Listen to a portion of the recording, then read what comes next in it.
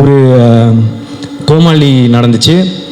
அதுக்கப்புறம் love today எடுத்து முடிச்சுட்டு காமிச்சேன் போது அவருக்கு பிடிச்சிருந்துச்சி.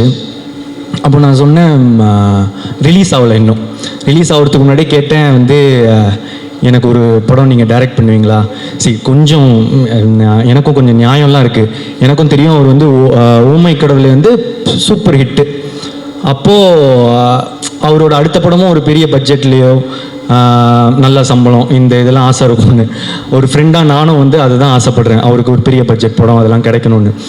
ஸோ நானே சொல்லிட்டேன், ப்ரோ ஒரு மார்க்கெட்லாம் நான் பெருசு பண்ணிட்டு உங்களுக்கு சம்பளம் தர அளவுக்கு ஒரு இதெல்லாம் வந்துடுச்சுன்னா நீங்கள் எனக்கு பண்ணுவீங்களா அப்படின்றது தான் கொஸ்டினாக இருந்துச்சு.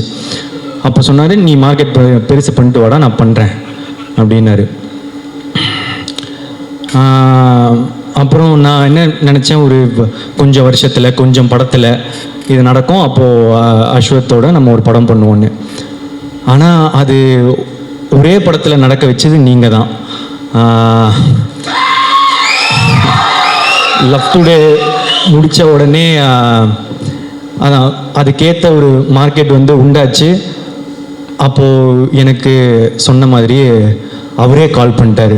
கால் பண்ணி என்னடா படம் பண்ணலாமா அப்படின்னு வந்து கேட்டார்.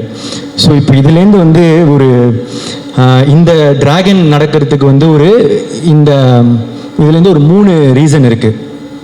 ஒன்று, அஸ்வத் அவங்க வந்து சொன்ன வார்த்தையை காப்பாற்றுறது.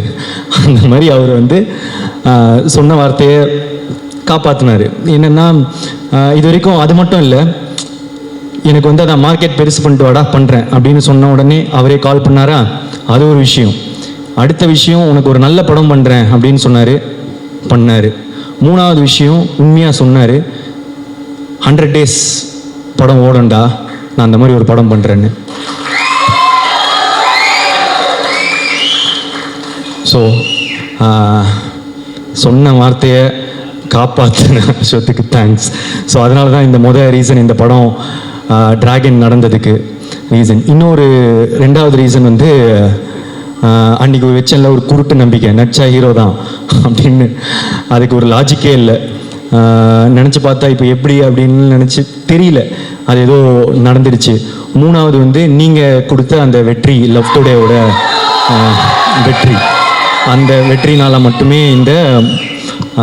இந்த படம் சீக்கிரமாக நடந்துச்சு. அதுக்கப்புறம் முக்கியமாக வந்து ஏஜிஎஸ். ஆமாம், எங்களுக்கு இது வந்து எங்களோட 2வது 100th day function.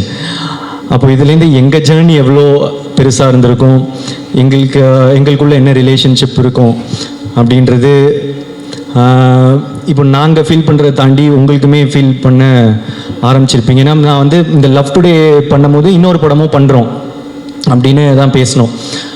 So love today முடித்த பிறகே வந்து என்ன படம் பண்ணலாம், ஏன்னா வந்து எக்ஸ்பெக்டேஷன்ஸ் ஆஃப் லவ் டுடே வந்து ஒரு மேஜிக் அப்படின்னு வந்து பிராண்ட் பண்ண ஆரம்பிச்சிட்டாங்க. ஸோ இது திருப்பி ஒன்று பண்ணணுமே, என்ன பண்ணலாம் இது வந்து சாட்டிஸ்ஃபை ஆகும் அப்படின்றது ரொம்பவே யோசிச்சுட்டே இருப்பேன். ஸோ இன்னொரு படம் டைரக்ட் பண்ணி ஆக்ட் பண்ணலாமா, இதெல்லாம் வந்து போயிட்டே இருக்கும் போது தான் ஏற்கனவே ஏஜிஎஸும் அஸ்வத்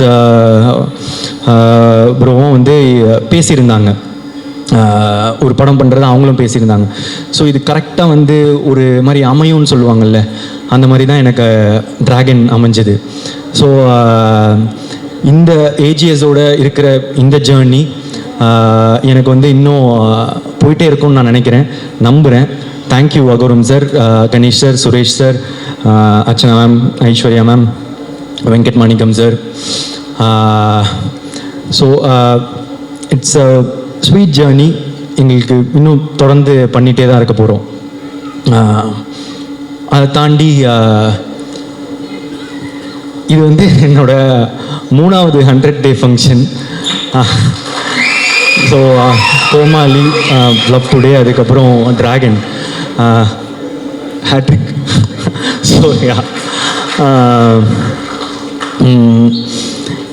ஆனால் இந்த படம் டிராகன் வந்து ரொம்ப இம்பார்ட்டண்ட் இந்த படத்தோட வெற்றி. ஏன் அப்படின்னா, இப்போ கோமாளி ஹிட் ஆகும்போது வந்து ஒரு படம் ஹிட் ஆகிடுச்சு, எப்பவுமே அந்த ரெண்டாவது படம்ன்றது ரொம்ப இம்பார்ட்டண்ட்டு டேரக்டராக. இல்லைன்னா ஃபஸ்ட்டு படம் லக்கு மாதிரி ஆகிடும், ஏதோ ஒரு படம் கொஞ்சம் ஓடிடுச்சு அப்படின்ற மாதிரி ஆகிடும். ஸோ அதனால் ரெண்டாவது படம் ரொம்ப இம்பார்ட்டன்ட் நினச்சேன். ஆனால் அந்த ரெண்டாவது படமும் எனக்கு ஃபஸ்ட்டு படம் மாதிரி ஆகிடுச்சு லவ் டுடேனா. அதுலேயும் வந்து முத தடவை நடித்ததுனால அது ஃபஸ்ட்டு படம் மாதிரி ஆகிடுச்சு. ஸோ அதுக்கப்புறம் அந்த படம் ஓடிச்சு, வெற்றி. ஸோ அப்போது டேரக்டராக 2 படம் ஓடிச்சு. ஓகே, நான் டைரக்ட் பண்ணுவேன். ஆனால் இப்போ ஆக்டராக திரும்ப ஒரு படம் தான் ஹிட்டு, ஏதோ ஒரு படம் ஹிட் ஆகிடுச்சு, இல்லை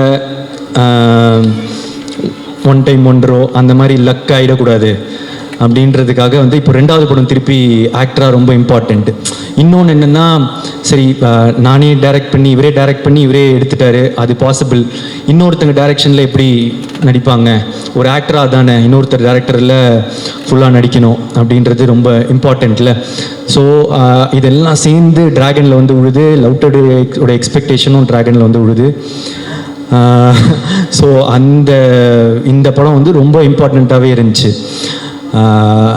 இதோட வெற்றி இந்த 2வது படமாக எனக்கு ஹிட் ஆனதுக்கு, அதுக்கப்புறம் இப்போது 2 படம் டைரக்டராக 2 படம் ஆக்டராக எனக்கு ஹிட் ஆனதுக்கு இப்போ முக்கியமான ரீசன் வந்து இப்போது அஸ்வத், ஏஜிஎஸ் அண்ட் அதெல்லாம் தாண்டி ஆடியன்ஸ் நீங்கள் தான்.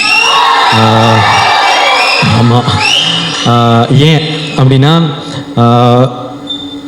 இந்த இடம் இப்போது இது ரொம்ப பெரிய இடம் நீங்கள் கொடுத்தது. ஃபஸ்ட்டு படமே எனக்கு வந்து நீங்கள் கூட்டிகிட்டு போய் நிற்க வச்ச உயரமோ இடமோ வந்து ரொம்ப பெருசு. அதை தாண்டி திருப்பி வந்து ட்ராகனில் வந்து நீங்கள் கொடுத்துருக்குற இந்த இடம் வந்து ரொம்ப பெருசு. இதுக்கு நான் வந்து என்றைக்குமே வந்து உங்களுக்கு நன்றி கடனோட தான்